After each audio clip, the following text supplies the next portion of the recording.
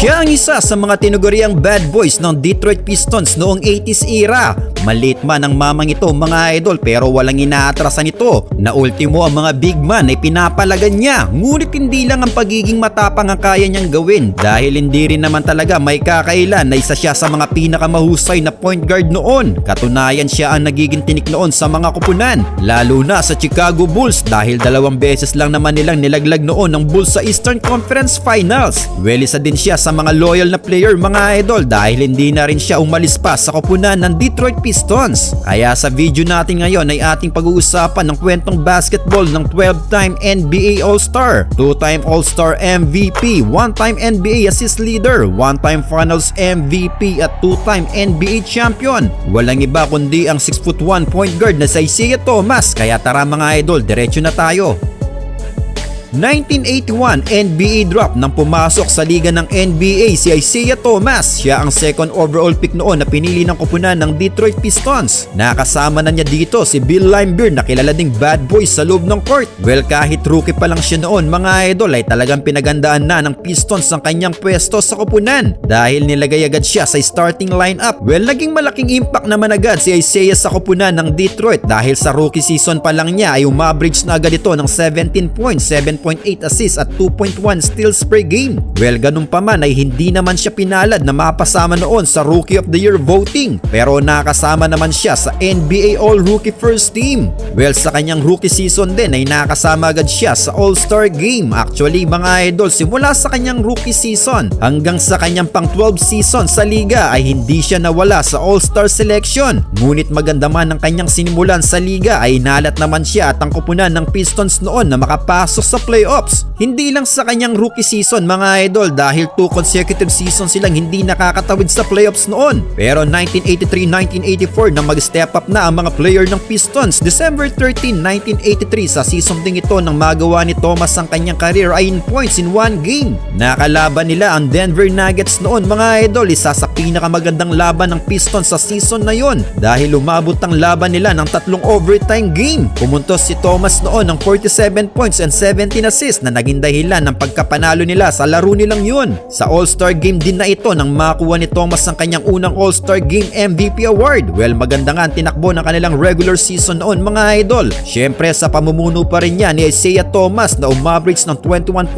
points, 11.1 assists at 2.5 steals per game. Nagpanglima siya noon sa MVP voting pero mabibigat ang mga nakalaban niya mga idol kaya malabo nga niyang makuha ang award na ito. Pero ganun pa man ay natulungan naman niya ang kupunan sa season ito na makatawid na sa playoffs. Ito ang kanyang unang playoff appearance kaya talagang may halong kaba itong si Isaiah Thomas at ang kupunan. Well, dahil kabado nga ang Pistons noon, round 1 pa lang mga idol ay nalaglag agad sila noon ng New York Knicks. Pero kahit na-eliminate sila agad sa playoffs, yun naman ang kanilang naging simula sa pag-akyat sa tugatog ng tagumpay dahil hindi na sila nawala pa noon sa playoffs mga idol. 1986-87 season ang simula ng pagiging top contender ng kupunan ng Detroit Pistons. Dumagdag na din kasi sa kupunan noon ang dalawa pang bad boy na sila Joe Dumars at Dennis Rodman. Sa season ito mga idol ay umakyat na sila sa 3rd seed with 52-30 win-loss record. Nagpatuloy ang magandang nilalaro ni Thomas na umaverage pa din ng almost 21 points per game and 10 assists per game. Well, sa playoffs na ito mga idol ay hindi na pumayag pa ang Detroit Pistons na malaglag lang sa round 1 dahil sa round 1 pa lang nang walisin lang nila ang Washington Bullets. Sa semifinals nang muntik din nilang walisin ang Atlanta Hawks kaya sa unang pagkakataon ay nakarating nga sila noon sa Eastern Conference Finals pero mabigat ang kanilang nakalaban mga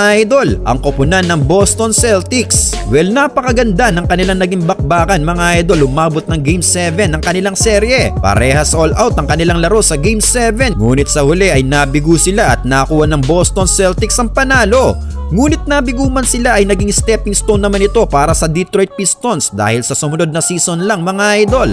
1987-88 season ay sinundan na nila ang Boston Celtics sa itaas. Pumwesto sila sa 2nd seed at nasa baba naman nila ang Chicago Bulls noon. Pagdating sa playoffs mga idol ay sila rin ang nagbanggaan. Sa semifinals nang nakaharap nila ang Chicago Bulls noon na pinamumunuan ni Michael Jordan. Hindi niya pinaporma si Jordan noon mga idol. Isang beses lang nilang pinalasap ng panalo at tuluyan nga nila itong nilaglag sa semis. kaya muli silang nakarating sa Eastern Conference Finals at nagka-rematch nga sila noon ng Boston Celtics. Ngunit sa pagkakataong ito mga idol ay hindi na pumayag pa ang Detroit Pistons dahil Game 6 lang nang tapusin nila ang serye kontra Boston. Kaya sa unang pagkakataon ay nakarating nga si Thomas sa 1988 NBA Finals. Nakaharap naman nila ang pader na koponan sa Western Conference noon ng Los Angeles Lakers na pinamumunuan ng kanilang duo na si Magic Johnson at Kareem Abdul-Jabbar. Napakaganda ng kanilang bakbakan mga idol, all out ang nilaro ng magkabilang koponan. Umabot ng Game 7 ang serye ng kanilang finals noon pero sa huli ay nakuha pa rin ang huling alakak ng Los Angeles Lakers. Kaya muling nabigo si Thomas at ang koponan ng Detroit Pistons.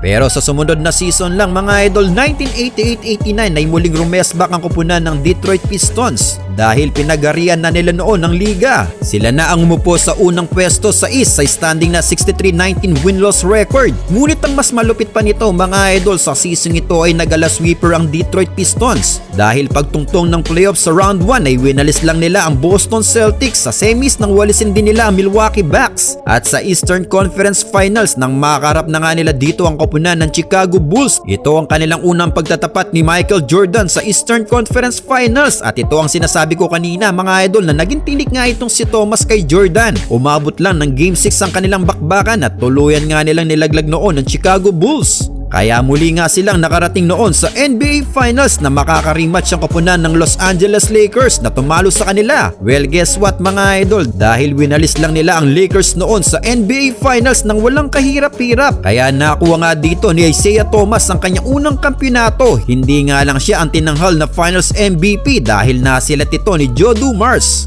1989-1990 season nang makuha ng Detroit Pistons ang kanilang back-to-back NBA champion. Muli nilang nakaharap noon sa Eastern Conference Finals ang Chicago Bulls pero hindi pa rin pinapalad si Jordan na mataob ang Detroit Pistons. Sobrang physical kasi ng Detroit Pistons pagdating kay Jordan noon mga idol, kaya talagang sobrang nahihirapan ito. Well, sa 1990 NBA Finals nang makaharap naman nila ang koponan ng Portland Trail Blazers na pinamumunuan ni Clyde Drexler pero hindi masyadong nagkaroon ng thrill ang finals na ito mga idol dahil isang beses lang nakalasap ang Portland ng panalo at muli ngang nakuha ng Detroit Pistons ang kampyonato, pero sa finals na ito ang siya naman pagtanghal sa kanya bilang finals MVP.